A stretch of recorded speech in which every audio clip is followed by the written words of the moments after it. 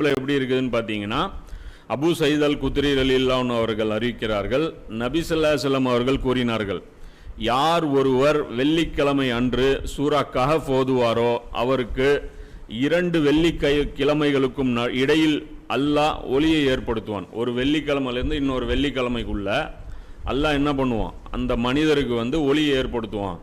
இப்போ ஒளியை ஏற்படுத்துவோம் அப்படின்னா அதான் சொல்கிறோம்ல, இந்த ஒளி இந்த வெளிச்சம் அப்படின்னா நம்ம எப்படி கணக்கில் எடுத்துக்கணும், எது சரி எது தப்பு அப்படிங்கிறத அந்த புரிதல் இருக்குல்ல, அதை அல்லாஹ் ஏற்படுத்துவோம்.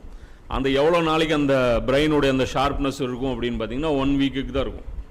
இப்போ மறுபடியும் அந்த சூறா ரிப்பீட்டடாக நம்ம படிக்கும்போது தான் மறுபடியும் அந்த பிரெயினுடைய ஷார்ப்னஸ் இருக்கும். இதை படிக்கிறத நிறுத்திட்டோம் அப்படின்னா பிரெயின் மழுங்கி போயிடும், வேலை செய்யாது.